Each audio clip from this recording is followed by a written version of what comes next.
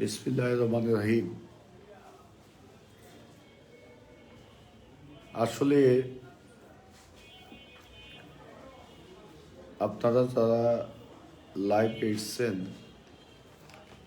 আপনাকে বারবার আমি বিরক্ত করছি, এই জন্য আন্তরিকভাবে দুঃখিত। আমি আপনাদেরকে আমার পক্ষ থেকে আন্তরিক সালাম, শুভেচ্ছা জানাচ্ছি। গতকালকে আমার কাছে গোপন সূত্রে একটা তথ্য এসছে, নিজাম হাজারী আকরাম চৌধুরীরা আমার বিরুদ্ধে, আমার পরিবারের বিরুদ্ধে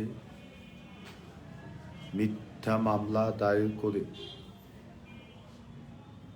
আমাকে নাজেহাল করার একটা প্রক্রিয়া করছে। তারা তাদের সকল চেষ্টা ব্যর্থ হয়ে, আমি আল্লাহর অশেষ মেহেরবানিতে সকল ষড়যন্ত্রের হাত থেকে মুক্তি পেয়েছি। এখন নতুন ষড়যন্ত্রে লিপ্ত হয়েছে। তারা একটা মাদকাসক্ত বা একটা নিরীহ মানুষকে মেরে আমার বাড়ির আশপাশে বা কোথাও ফেলে রেখে আমার পরিবার এবং আমার সাথে যারা থাকেন তাদেরকে মামলায় দিয়ে হয়রানি করার একটা প্রক্রিয়া তারা শুরু করেছে। তার একটা নজির আমি গতকালকে দেখেছি। রাত্রে আমার কাছে একটা মোবাইল আসলো চৌধুরীহাট থেকে, চরপাপতির চৌধুরীহাট। মোবাইলে বলা হলো সৌরভ নামে একটা লোককে 20-50 জন লোক মুখোশধারী তারা তাকে দাওয়া করেছে। সে ভুঁইয়াবাড়ি নামে একটা বাড়ির বাথরুমের পিছনে লুকিয়ে আছে। এটা আমি আমার লোকজনকে দিয়ে, বিশেষ করে চেয়ারম্যানকে দিয়ে খোঁজখবর নিতে বলেছি। যেখানে সে বলেছে বুঞ্জাবাড়ি, সে এলাকায় কোনো বুঞ্জাবাড়ি নামে কোনো শব্দ নেই এবং এই ধরনের কোনো ঘটনা তাদের চোখে পড়েনি যাদেরকে দায়িত্ব দিয়েছি। এইভাবে সারাক্ষণ আমার বিরুদ্ধে তারা নানাভাবে চক্রান্ত করে যাচ্ছে, কিন্তু আমি কোনো বিচার আমি পাচ্ছি না। বিচার আমি আর কারো কাছে চাইব না। যেখানে দেশরত্ন শেখ হাসিনা আমাকে প্রতিশ্রুতি দিয়েছে, কিন্তু এখনো পর্যন্ত কোনো কিছু পাইনি। আর বিচারটা এখন আল্লাহর কাছে দাওয়া ছাড়া আমার হাতে বিকল্প কোনো পথ নেই। আর জনতার কাছে বিচার দেব। তাদের বিচার তো দূরে থাক। আজকে ঢাকা থেকে নেতারা নির্দেশ দিয়েছে তাদেরকে আমার বিরুদ্ধে বিক্ষোভ মিছিল, প্রতিবাদ মিছিল করার জন্য।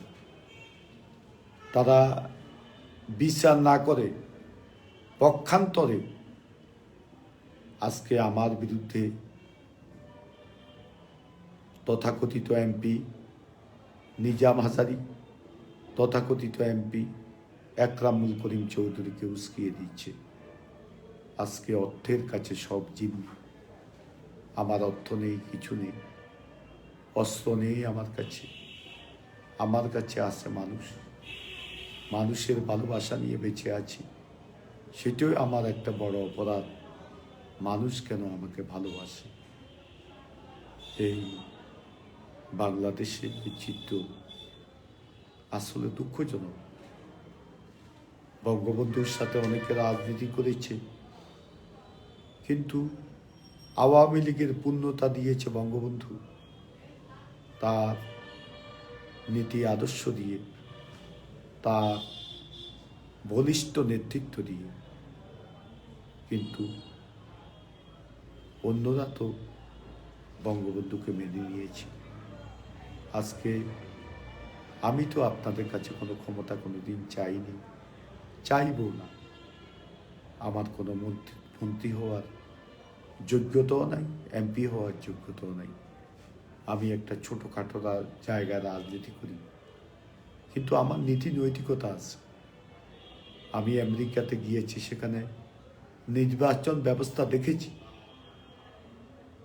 আমি আমেরিকাতে গিয়েছি, সেখানে সামাজিক অবস্থা দেখেছি, রাজনৈতিক কর্মকাণ্ড আমি সেখানে দেখেছি।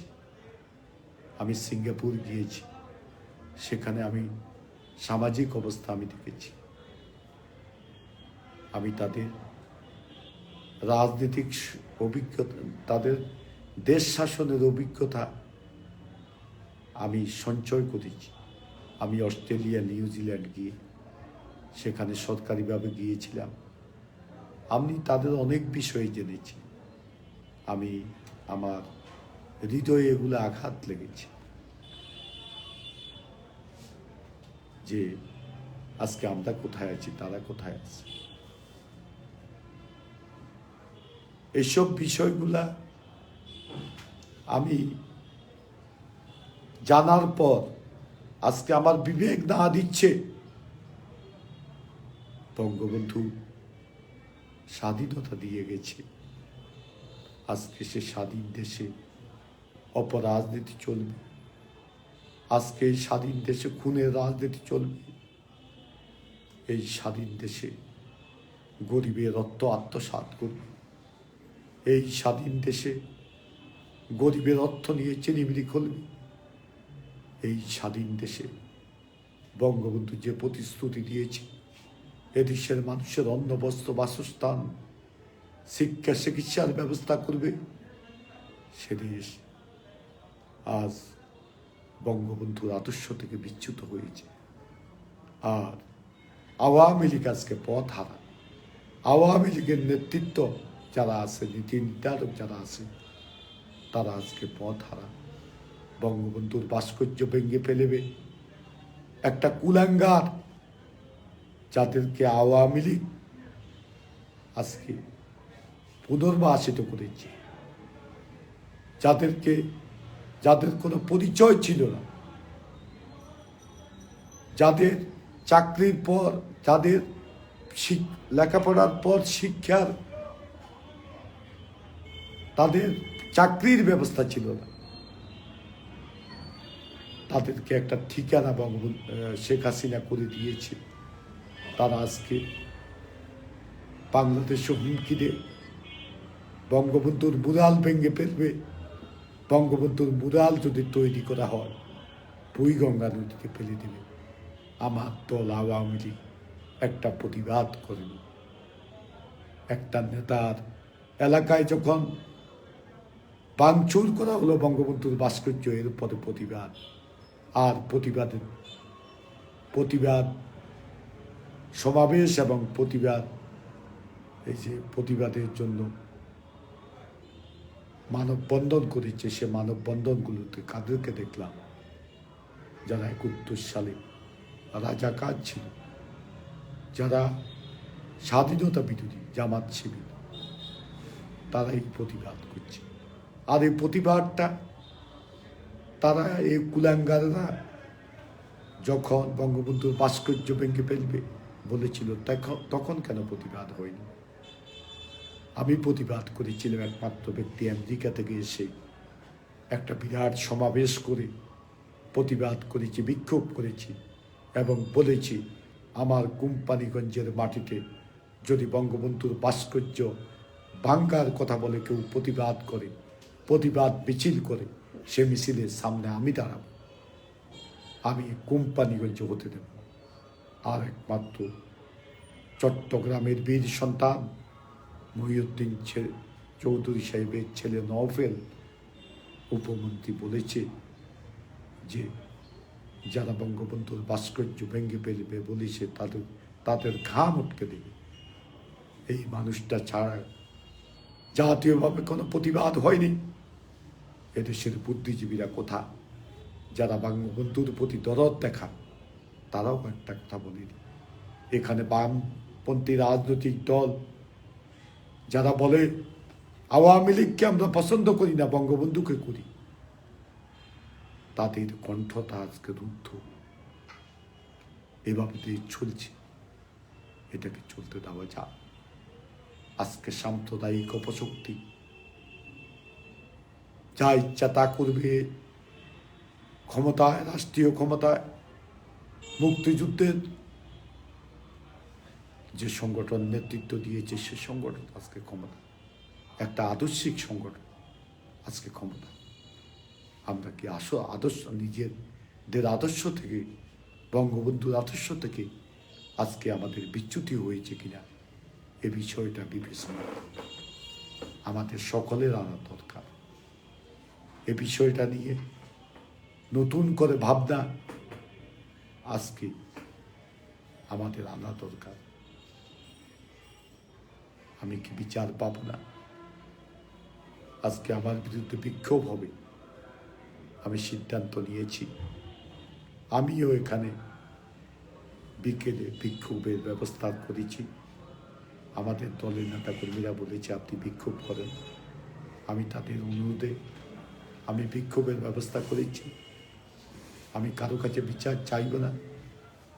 বিচার আমি আগেই বলেছি, আমি আল্লাহর কাছে চাইব, বিচার আমার কেউ করবে না। নেত্রী বলার পরে আজকে 7 দিন চলে গেছে, 6 দিন, একটা পিঁপড়া পর্যন্ত তারা ধরে নেই। আমি স্পেসিফিক বলেছি কারা এই ঘটনার সাথে জড়িত, কারা করেছে, সব কিছু বলার পরেও আজকে ব্যবস্থা নেইনি। এর আগেও আমি একটা দরখাস্ত দিয়েছি জননেত্রী শেখ হাসিনাকে, সেখানে অনুলিপি দিয়েছি আমি মাননীয় স্বরাষ্ট্রমন্ত্রীকে, মাননীয় মন্ত্রী ওবায়দুল কাদের সাহেবকে। স্বরাষ্ট্রমন্ত্রী মহোদয় আমাকে বলেছে আমি পুলিশের হাতে দিচ্ছি, আপনাদের ব্যাপারে ব্যবস্থা নেব। আজকে 1 মাস আমি ব্যবস্থা নেইনি, উল্টো তারা আমার বিরুদ্ধে আজকে নানা ষড়যন্ত্র। মোবাইল খুলতে পারি না, গালিগালাজ, বিভিন্ন ফেক আইডি খুলে বিদেশ থেকে অকথ্য ভাষা গালিগালাজ আমার পরিবারকে আজকে শুনতে হচ্ছে। আমার অপরাধটা কি? আমি রাজনীতির বিরুদ্ধে কথা বলেছি, আমি টেন্ডারবাজির বিরুদ্ধে কথা বলেছি, আমি চাকরি বাণিজ্যর বিরুদ্ধে কথা বলেছি, আমি হত্যা রাজনীতির বিরুদ্ধে কথা বলেছি, আমি ভোট চুরির বিরুদ্ধে কথা বলেছি,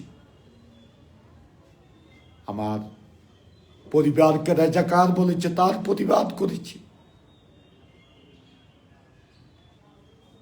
আমাদেরকে নানাভাবে মদ খেয়ে নোয়াখালীর এমপি গালিগালাজ করছে, তার প্রতিবাদ করেছি। এটা কি আমার অপরাধ? এটা কি করতে পারা যাবে?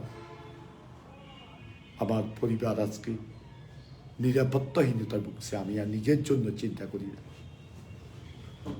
আজকে নানাভাবে আমার পরিবারকে হুমকি দেওয়া হচ্ছে। আজকে আমাদের পরিবারের কেউ কেউ বিক্রি হয়ে গেছে, তারা সহ আজকে আমার বিরুদ্ধে ষড়যন্ত্র করছে, চক্রান্ত করছে। আমি আজকে বড় হয়ে যাব, আমি বড় হওয়ার দরকার নেই। আমি এই মানুষগুলোর সাথে থাকতে চাই যারা আমাকে কাস্টিং ভোটের 77% ভোট দিয়ে জয়যুক্ত করেছে এবং বাংলাদেশের ইতিহাসে একটা নজিরবিহীন নির্বাচন, একটা অবাধ সুষ্ঠু নিরপেক্ষ নির্বাচন যারা প্রত্যক্ষ করেছেন তারা নিশ্চয় উপলব্ধি করতে পেরেছে। সে নির্বাচনে আমি জয়ী হয়েছি। আমি তাদের ভালোবাসা নিয়ে তাদের সাথে থাকতে চাই। আমার পদ পদবী কোনো কিছুর প্রয়োজন নেই, সেগুলা যারা চায় তারা করুক।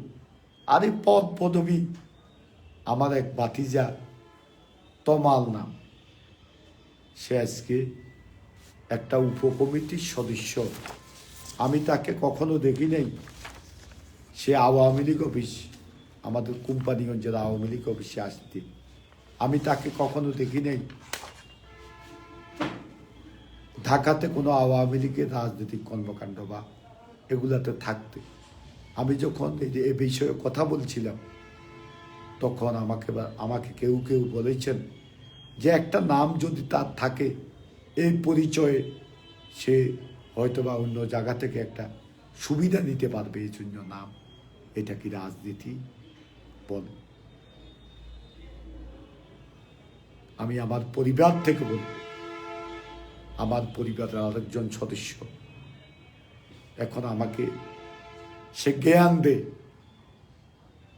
সে আর্মিতে ছিল, লেফটেন্যান্ট কর্নেল হয়েছে, তার প্রমোশনের জন্য মন্ত্রী মহোদয়ের পিছনে পিছনে ঘুরছে। সে ছিল তারেক জিয়ার অত্যন্ত কাছের লোক, যখন আর্মিতে ছিল তারেক জিয়ার কাছাকাছি লোক ছিল। সে রিপোর্ট কি নেত্রীর টেবিলে নাই? সে বিডিআরের সেখানে যখন ছিল যে অনিয়ম করেছে সেগুলাকে নেত্রীর টেবিলে নাই? প্রমোশনটা করতে হবে।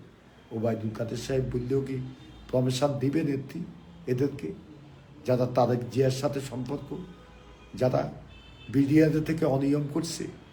এই ছেলে আমাকে জ্ঞান দেয়, এই ছেলে আমাকে জ্ঞান দেয়। আজকে কত ষড়যন্ত্র এদের সাথে, নিজাম হাজারির সাথে সম্পর্ক, সে এলাকার লোক। নিজাম হাজারি তাদেরকে লালন করে, এই ছেলেদেরকে। আমি কাউকে ভয় করি, সবাই বিরোধিতা করে।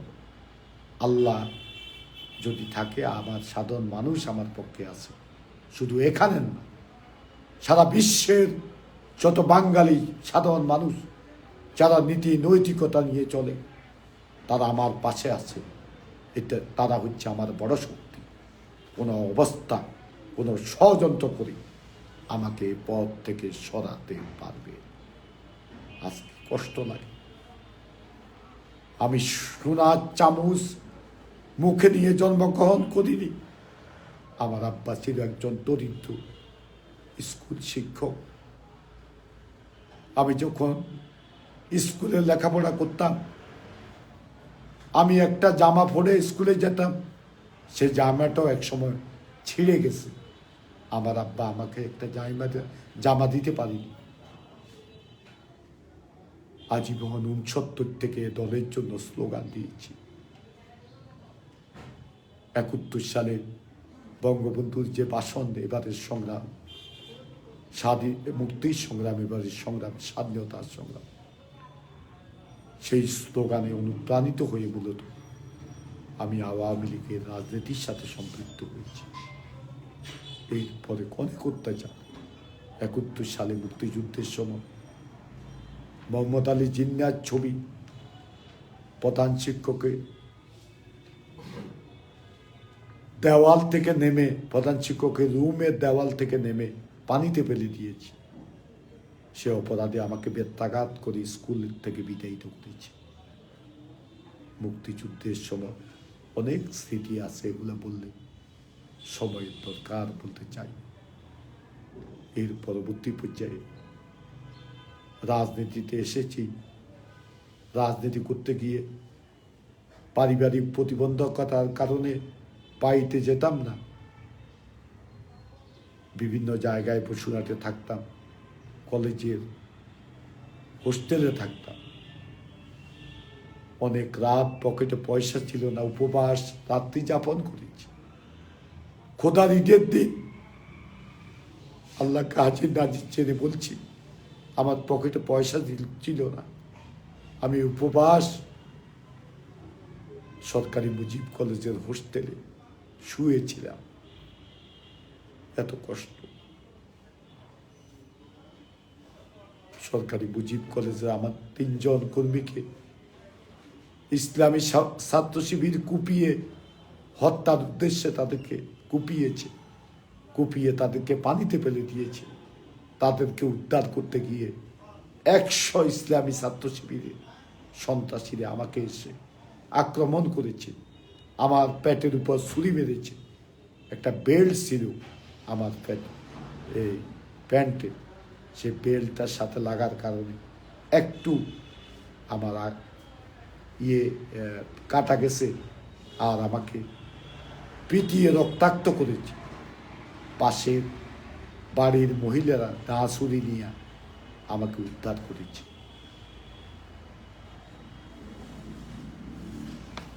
আমি বৌদ্ধ সংক্ষেপে বলছি, বৌদ্ধ দাম্পত্যের আমলে অনেক অবিচার, অত্যাচার, নির্যাতনের শিকার হয়েছে। ওবায়দুল কাদের সাহেবেরা ঢাকাতে আরাম আয়েসে দিন কাটিয়েছে। আমি কত অত্যাচারিত হয়েছি, কতবার জেলে গিয়েছি। আমার বিরুদ্ধে 18টা মামলা দিয়েছে। আমি খোদাকে হাজির নাজির ছেড়ে বলতে পারবো 2021 সালের পরে যে 18টা মামলা আমার বিরুদ্ধে দিয়েছে, যদি আমি একটা মামলার সাথে যদি যুক্ত থাকি, উপরে আল্লাহ আছে, আল্লাহকে সাক্ষী করে বলছি, কিচ্ছুই জানি না। 5টা মারার মামলা, 4টাতে সে মারার কেস। আমি জীবনে সে এলাকায় যাইনি। জয়নাল হাসানি সাহেব 1 নম্বর আসামি, আমি 2 নম্বর আসামি। আরেকটা মামলায় আমাকে 2 নম্বর আসামি করা হয়েছে, মার্ডার কেস। 18টা মামলা আমাকে পেশ করতে হয়েছে। কত কষ্ট, কতভাবে লাঞ্ছিত হয়েছে এ দলের জন্য। 111 কথা মনে পড়ে আজকে। 111 আমার বড় ভাই ওবায়দুল কাদের সাহেব ছিল জেলে। ওনাকে দেখার সুবাদে, আমি মিথ্যা কথা বলবো না, আমি বিশেষ আদালতে প্রতিদিন যেতাম। নেত্রীর প্রতি দরদ আছে, আন্তরিকতা আছে, ওনাকে আমি শ্রদ্ধা করি তার বলিষ্ঠ নেতৃত্বের জন্য। আমি তাকে বলি বাক্কা বেটি, সাহসী নেতা বঙ্গবন্ধু। সেই সাহসী নেতার কন্যা, সেও সাহসী। শত প্রতিকূল পরিবেশ আজকে অতিক্রম করে আজকে দেশকে এগিয়ে নিয়ে যাচ্ছে। শেখ হাসিনাকে দেখার কিউরিসিটি ছিল তখন, দেখতে গিয়েছি, নেতাকে দেখেছি। রাস্তায় কারা ছিল সেই নিরীহ কর্মীরা, আজকে তাদেরকে দেখি না। তাদেরকে আওয়ামী লীগ কার্যালয়ে গেলে দেখি না। অনেককে চিনি, অনেককে দেখেছি। সুজিত রায় নন্দী, আক্তারুল আলম মারা গেছে, আজকে নাই, এদেরকে দেখেছি। এরা আজকে কোথায়? এরা কি আজকে মন্ত্রী হয়েছে? যারা সেদিন বেইমানি করেছে তারা মন্ত্রী, তারা এমপি, তারা আজকে দলের দায়িত্বে আছে। আবার গরিব নিরীহ কর্মীরা যারা দলের জন্য এত ত্যাগ স্বীকার করলো, এত কষ্ট করলো, আজকে কি দলের কোনো পর্যায়ে তারা কোনো দায়িত্বে আছে? আজকে নোয়াখালী ফেনীর দিকে তাকান, কারা দায়িত্বে আছে? কোনো ত্যাগী কর্মী, ত্যাগী নেতা কোনো দায়িত্বে আছে? একটাও দেখাতে পারবে না। আমি আজকে স্পষ্ট ভাষায় বলবো, কোন অপশক্তিকে, অপরাজনীতিক নেতাকে সরিয়ে আরো অপরাজনীতিক নেতাকে যদি পুনর্বাসিত করা হয়, সেটাও আমি বরদাস্ত করব না।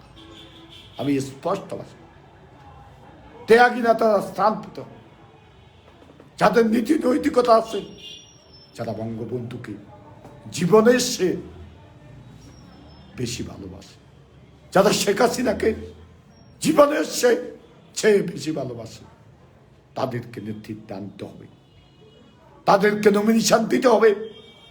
ওই বাটপার তথাকথিত ব্যবসায়ী যারা লুটপাট করে মানুষের সম্পদ কুক্ষিগত করেছে ব্যবসার নামে। কোনো ব্যবসায়ী অনিয়ম করে বড় হতে পারেনি, হাজার হাজার কোটি ডলারের মালিক হতে পারেনি যদি অনিয়ম না করে। এ অনিয়ম তারা জায়েজ করেছে আমাদের তথাকথিত নেতাদেরকে চাঁদা দিয়ে। এরা আজকে স্থান পায় আওয়ামী লীগের এমপি হিসেবে, আজকে তারা মন্ত্রিত্বেও আছে। এ অপশক্তি, এটা শেখ হাসিনার, এটা আওয়ামী লীগের মতো একটা সংগঠন থেকে আশা করা যায় না। এটা জাতীয় পার্টি বিএনপি নয়, এটা একটা আদর্শিক সংগঠন। বঙ্গবন্ধু রাজনৈতিক জীবনের 30টি বছর রাজনীতি করেছে, 14টি বছর কারাগার থেকে কারাগারে দিন কেটেছে, তিনবার ফাঁসির কাছতে গিয়ে বাঙালি জাতির জয়গান গেয়েছে যে নেতা। এদেশের জন্য সপরিবারে জীবন দিয়েছে। 1975 সালের 15 আগস্ট কালো রাত্রিতে বঙ্গবন্ধুর 8 বছরের শিশু শেখ রাসেল, তাকেও সেদিন তারা ঘাতকেরা ক্ষমা করেনি। তাকে যখন হত্যা করতে গিয়েছিল চিৎকার করেছিল। শেখ রাসেল বলেছে, আমাকে মায়ের কাছে নিয়ে যাও, আমাকে মায়ের কাছে নিয়ে যাও, আমাকে মায়ের কাছে নিয়ে যাও। কিন্তু ঘাতকরা ছিল, তাদের হৃদয় একটু পরিমাণ কাঁপেনি। শেখ রাসেলকে স্টেন গানের গুলিতে তার বুক যাত্রা করে দিয়েছে, মাথা যাত্রা করে দিয়েছে। তার মাথার মুখোশ এখনো 32 নম্বর বাড়িতে ছড়িয়ে ছিটিয়ে আছে। সেই সংগঠন আওয়ামী লীগ এত ত্যাগ, এত নেতা এত ত্যাগ করল। 21শে আগস্ট আইবি রহমান সহ 24 জন জীবন দিয়েছে। সৈয়দ নজরুল, কামরুজ্জামান, তাজউদ্দিন, মনসুর আলী সাহেবেরা জীবন দিয়েছে। বিশ্বের ইতিহাস এমন কোন নজির নেই কারাগারে যেখানে মানুষ নিরাপত্তা ভিতর দিয়ে থাকেন। সেই কারাগারে 4 জাতীয় নেতাকে হত্যা করেছে। সেই সংগঠন আমরা করি। অনেকেই তো জীবন দিছে এ দলে। আমাদের আসাদুল্লাহ মাস্টার, আমাদের ময়েজউদ্দিন সাহেব, আমাদের খুলনার ইমাম সাহেব, নাটোরের মমতাজ সাহেব, অনেকেই তো জীবন দিল এ দলের জন্য। দাম বললে অনেক সময়ের দরকার। মাহফুজ বাবু অত্যন্ত ভালোভাবে চিনতাম, ছাত্রলীগ করত। কোথায় নিয়ে তাকে হত্যা করা হয়েছে আজও তার পরিবার জানে না। এই মাহফুজ বাবুদের সাথে আমরা স্লোগান দিয়েছি ঢাকা রাজপথে। আজকে নেতার অভাব নেই, নেতার অভাব নেই। আজকে আমাদেরকে সম্মান করে কথা বলে। কষ্ট, দুঃখ,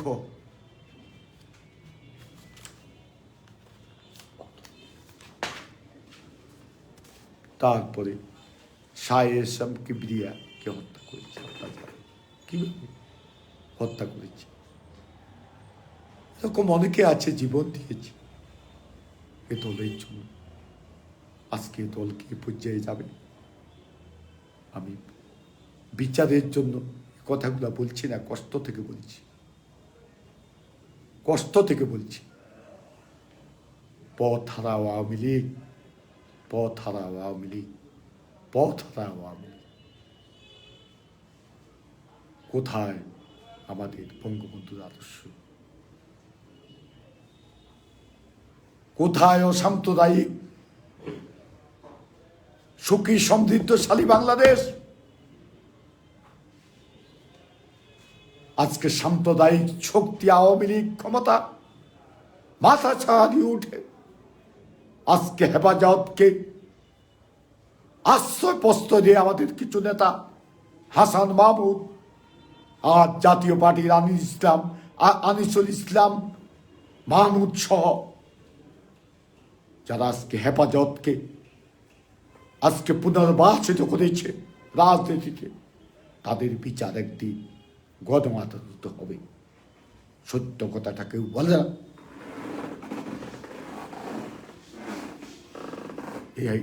এই হেফাজত একটা ভোট দিয়েছে আওয়ামী লীগকে। কোথায় কেন তাদেরকে সনদ দেওয়া হলো?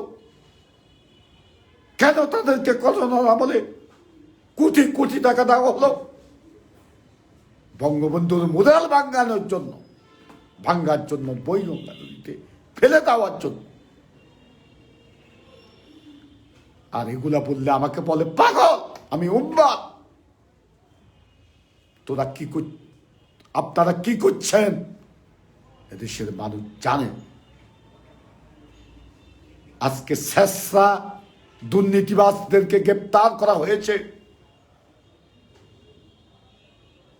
যারা 111-এ দলের সাথে বেইমানি করেছে, মিথ্যাচার করেছে। আজকে তারা বড় নেতা, তারা আজকে দল নিয়ন্ত্রণ করে, দলের পরামর্শদাতা।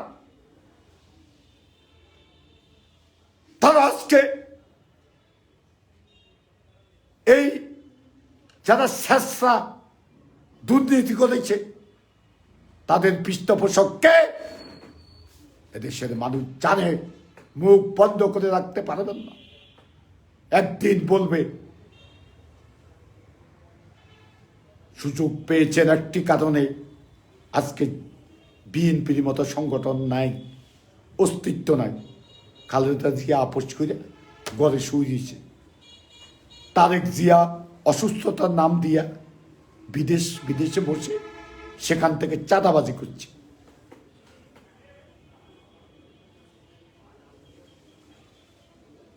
অনিয়ম করছে। এ দলের কোনো অস্তিত্ব নেই। এ দল কিছু আওয়ামী বিদ্বেষী, মুক্তিযুদ্ধ বিদ্বেষী কিছু লোক একত্রিত হয়ে একটা প্ল্যাটফর্ম খালেদা জিয়ার নেতৃত্বে করেছে। আজকে বিরোধী দলের অস্তিত্ব নাই। আপনারা একচেটিয়া আজকে যা করার তা করে যাচ্ছেন। কেউ প্রতিবাদ করতে না পারলে আল্লাহ দেখছেন, আল্লাহ দেখছে না? বিচার হবে না? বেঁচে যাবেন? ভাববেন না, ভাববেন না। বাঁচার সুযোগ পাবেন না।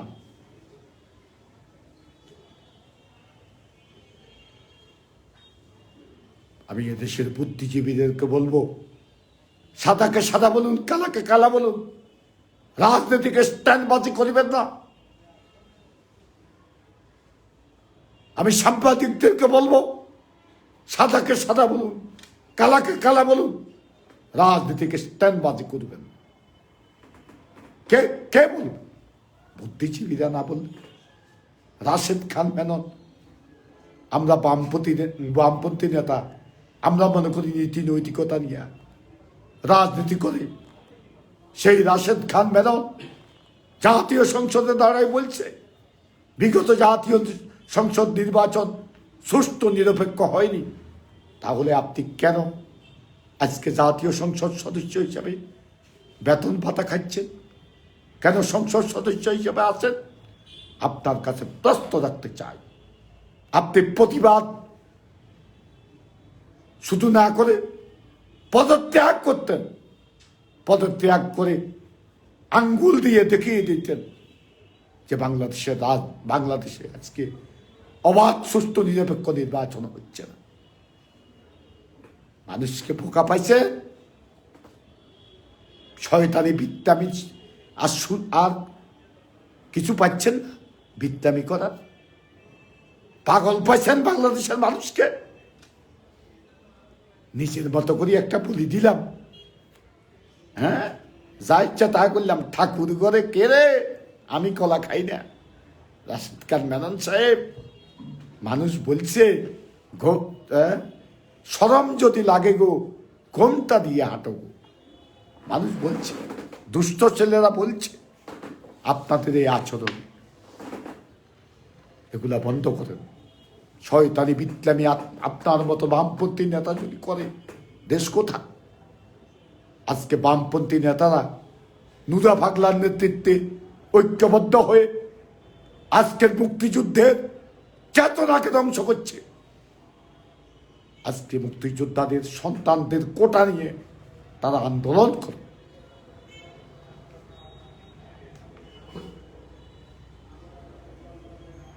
দুঃখজনক, চলতে দেওয়া যায় না।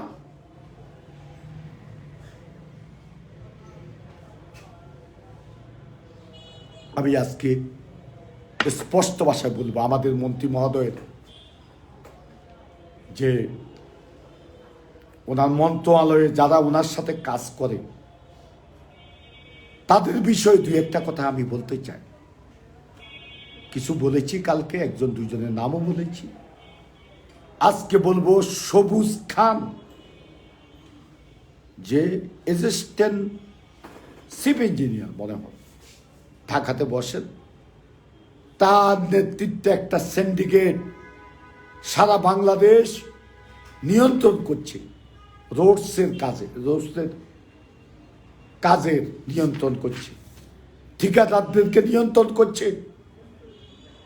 তারা তাদের জিয়ার জন্য টাকা পাঠায়, আর সেখানে ঠিকাদার যারা আছে সবাই বিএনপি। রোডসে যারা ঠিকাদার সবাই বিএনপি, আমি চিনি, সবাই বিএনপি, দুই একটা ছাড়া সবাই বিএনপি। তারপরে জনি, সে টোল নিয়ন্ত্রণ করে, সে বিএনপির লোক। যদি আমি প্রমাণ করতে না পারি তাহলে বলব। এখন বুঝি বঙ্গবন্ধুর ছবি, নৌকা মার্কার ছবি লাগায় হাঁটে। আরে দেশ, নৌকা মার্কার বঙ্গবন্ধুর ছবি নেয় যাতাগো, ত্যাগী নেতাগো অত অনেকে টাকার অভাবেও কিনতে পারে না। আজকে তারা অবহেলিত, আজকে তারা কোথাও তাদের স্থান নেই। আজকে জনিরা, আজকে বিএনপির কন্ট্রাক্টররা সব দখল করছে। তারা তাদের জিয়ার জন্য টাকা পাঠায়। এই খবর কি সরকারের কাছে নেই? সরকারি গোয়েন্দা সংস্থা নেই? এই খবরগুলো নিতে হবে। এভাবে প্রত্যেকটা মন্ত্রণালয়ে অনিয়ম চলছে। প্রত্যেকটা মন্ত্রণালয় মন্ত্রীদেরকে আমলারা পাত্তাতে না।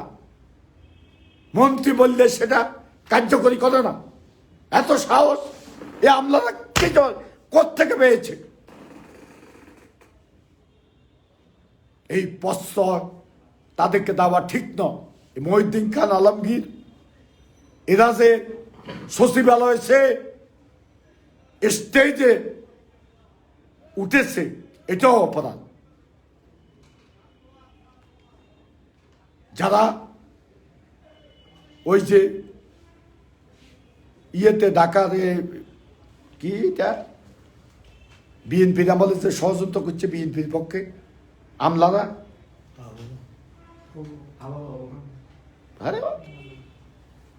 ওই যে ইয়েতে উত্তরা যে ষড়যন্ত্র করছে, সেখানে যে বৈঠক করছে, তারা সরকারের কর্মকর্তা কর্মচারী, বেতনভুক্ত কর্মকর্তা, তাদের রাজনীতি করার অধিকার কে দিয়েছে? এই সুযোগগুলা দেওয়ার কারণে, তাদের বিরুদ্ধে ব্যবস্থা করা না নেওয়ার কারণে আজকে দেশের এই পরিণতি। এদেশে আমেরিকার সিস্টেম সবচেয়ে ভালো। সরকার পরিবর্তন হয়েছে, পরবর্তী সরকার আসবে, তারা তাদের মতো করি সরকার চালাবে, প্রশাসন চালাবে তাদের লোক দিয়া। এই সিস্টেমটা আমি মনে করি অনেক ভালো। এরা বসে বসে ষড়যন্ত্র করে, এরা বসে সরকারের কাজ করে না, সরকারের ক্ষতি করার জন্য যা ইচ্ছা তা করে।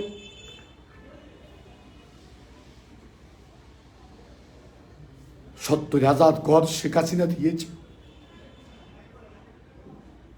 আজকে নেত্রকোনা তো 12টা পূর্বদোলা, 12টা ঘর দাওয়াত 3 দিন পরে ফেটে গেছে। হ্যাঁ লাগাইছে, লেবেল লাগাইছেন, ওসে দিয়ে আবার ওই দিয়া এটাতে কি আস্তর দিয়ে দিয়েছেন। হ্যাঁ, এটা দিয়ে করতে পারবে। কত ভুলো মার, সারা শরীরে ক্ষত, মালিশ দিব কত। আসি থাকবো, বিচার আপনাদের কাছে পাইনি, পাবো না। বিচার আল্লাহর কাছে দেব, জনগণের কাছে দেব। গ্রেপ্তার করিবেন, জেলে দিবেন, ভয় পাই না। 82 সালে এরশাদের মার্শাল্লার সময় আমি মুজিব কলেজের বিপি, জ্বর ছিল 103 ডিগ্রি। সে জ্বরের মধ্যে এরশাদ বিরোধী মিছিল করতে গিয়ে রাস্তা থেকে গ্রেপ্তার হয়েছে। আজকে নুরুল হক সাহেব নেই, তাদের সাথে জেলে ছিলাম। হানিফ ভাই, বিএনপির শাহজাহান, জয়নাল হাজারী সাহেব, তারপরে লক্ষ্মীপুরের আমাদের শাহজাহান কামাল সাহেব সহ অনেকেই তখন জেলে ছিল। তাদের সাথে জেলে গেলে আমাদের জেল ভয় দেখিয়ে লাভ কি? এরপরে কতবার জেলে গেলাম, লাভ কিছু পাওয়ার জন্য। খারাপ লাগে, 47 বছর রাজনীতি করি। আওয়ামী লীগ যদি পথ হারা হয়, আওয়ামী লীগ যদি অপরাজনৈতিক হোতাদের নিয়ন্ত্রণে থাকে, একরাম চৌধুরী অপরাজনীতি হোতা বলে নোয়াখালী আমার নিয়ন্ত্রণে।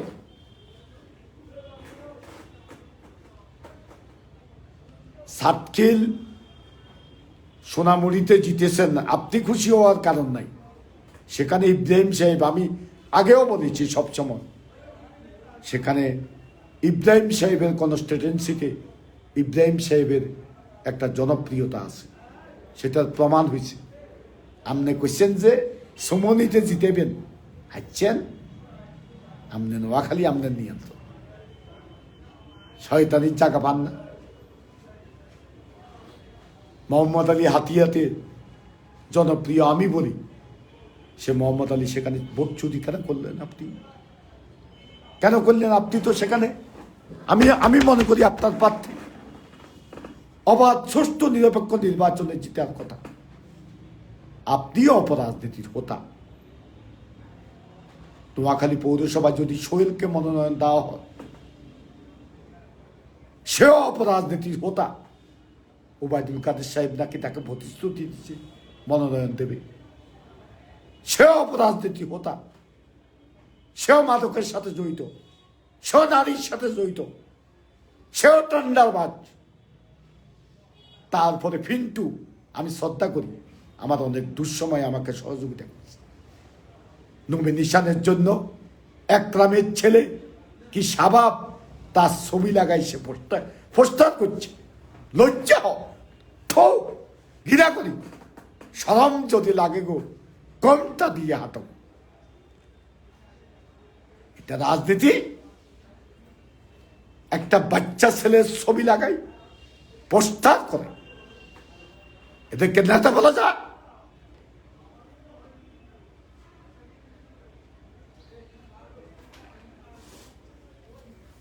আজকে আরেকটা বিষয়, আমার কাজ করতে যাই একটু সমস্যায় পড়ছে, এই বিষয়টা একটু তুলে ধরতে হয়। সেটি হচ্ছে, আমার এলাকায় কাজ করতে যাইয়া দেখতেছি আজকে আমার একটা ওয়াক হয়েছিল, খালের উপর দিয়ে একটা ওয়াক হয়েছিল। সে ওয়াকওয়েটাও দখল করছে, খালও দখল করছে। অনেকের ঘর আর্মি এসে আমি সহ থেকে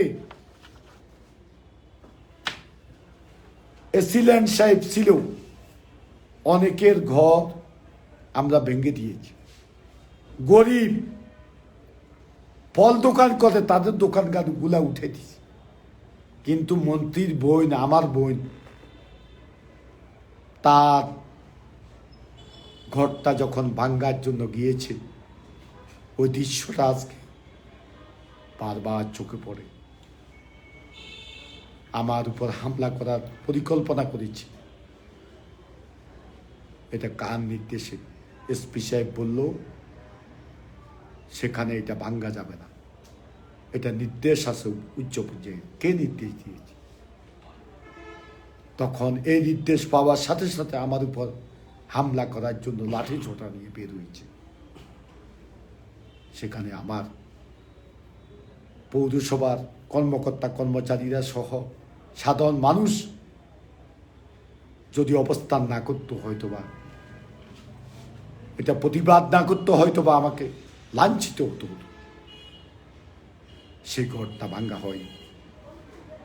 বিএনপি সাবেক সভাপতি সেলিম সাহেবের ঘরটা ভাঙ্গা হয়নি। বিএনপি সাবেক উপজেলা চেয়ারম্যান প্রার্থী, তার ঘরটা ভাঙ্গা হয়নি। আর গরিবের ঘরগুলা ভাঙ্গা ফেলে দেওয়া হয়েছে।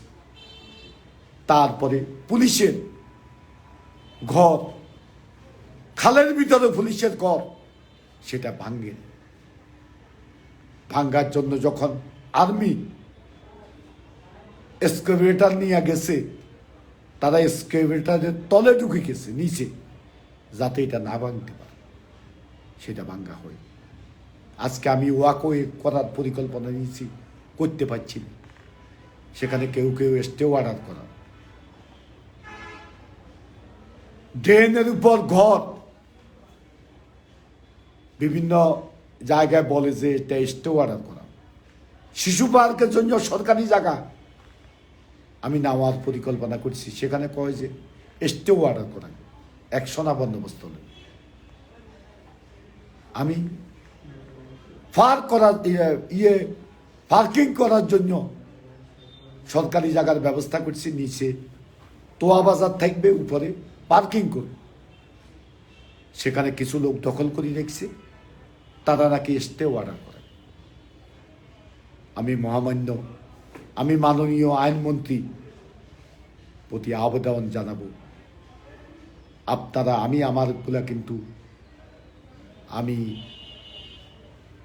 আদালতের প্রতি আমি শ্রদ্ধাশীল, কিন্তু জনস্বার্থে আমি আমার কাজগুলো হয়তো বা করতে হবে। সেক্ষেত্রে আপনাদের সহযোগিতা আমি কামনা করছি। আমি আদালতের মহামান্য আদালত, আপনারা বিষয়গুলো দেখবেন। আমি জনগণের স্বার্থে আমাকে শিশু পার্ক করতে হবে। আমার বাচ্চা ছেলেরা আজকে খেলাধুলার এখানে কোনো পরিবেশ নেই, আমার এখানে পার্কিং এর ব্যবস্থা নেই। রাস্তাঘাটে গাড়ি ফালে রাখে, মানুষ চলাচল করতে পারে না, গাড়ি চলাচল করতে পারে না। আমাকে পার্কিং করতে হবে, এই কাজগুলো আমাকে করতে হবে। ওয়াকওয়ে, এখানে হাঁটার কোনো জায়গা নেই, ওয়াকওয়ে আমাকে করতে হবে। স্টে করলে আমার কিছু করার থাকবে না। আজকে বড় লোকেরা স্টে করছে, আর গরিবের ছোটখাটো ফল দোকানগুলো আমরা ফেলে দিয়েছি। আমি নিজের হাতে ফেলেছি, আজকে বিবেকের কাছে দায়ী হয়ে গেছি। আমি আজকে স্পষ্ট ভাষায় বলি, কোনো প্রতিবন্ধকতা আমাকে ঠেকিয়ে রাখতে পারবে না। আমি এই বড় লোকদের এই ঘরগুলো এবং আমার বোন যে ঘরটা, যে মার্কেটটা খালের ভিতরে করেছে, এটা আমি ভাঙবই। আমি কোনো অনিয়ম বরদাস্ত করব না। পরিশেষে বলবো, দেশ বিদেশে যারা আমাকে ভালোবাসেন, আপনাদের প্রতি আমি কৃতজ্ঞ। আমাকে মেরে ফেলবে, আল্লাহ যতক্ষণ বাঁচায় রাখে হয়তো বেঁচে থাকবো। আর যদি মেরে ফেলে, আমার এলাকার লোকজনের প্রতি অনুরোধ থাকবে, আপনারা জানাজায় উপস্থিত থাকবেন, তাহলে আমার আত্মা শান্তি পাবে। আর যারা দূর দূরান্তরে আছেন তারা আমার জন্য দোয়া করবে। আপনাদের সকলের আন্তরিকতা ধরো সহযোগিতায় আমি আজকের পর্যায়ে পৌঁছেছি। আমি কোনো নেতা হওয়ার জন্য, আমি মন্ত্রী হওয়ার জন্য, আমি এমপি হওয়ার জন্য, আমি আর জনপ্রতিনিধি থাকবো না, আমি পৌরসভার মেয়র আর থাকবো না। পরবর্তীতে আমার যারা নেতৃত্বে আছে তাদের হাতে ছেড়ে দিয়ে যাব। আমার কি পারিবারিক সম্পত্তি আমি থাকতে হবে? আবার একই কায়দা আমার পরিবর্তে আমার ছেলে, আমার পরিবর্তে আমার বউ, এই যে সিস্টেম, রাজনীতি করলে থাকুক, আমার আপত্তি নেই, কিন্তু রাজনীতির সাথে জড়িত নাই, তাদেরকে নির্বাচনে মনোনয়ন দেওয়া হোক, এটা দুঃখজনক। এগুলো থেকে বিরত থাকার জন্য আওয়ামী লীগকে আহ্বান জানিয়ে আপনাদের সকলের কে আবার সালাম, শুভেচ্ছা, অভিনন্দন জানিয়ে আমি আমার কথা শেষ করছি। জয় বাংলা, জয় বঙ্গবন্ধু, বাংলাদেশ চিরজীবী।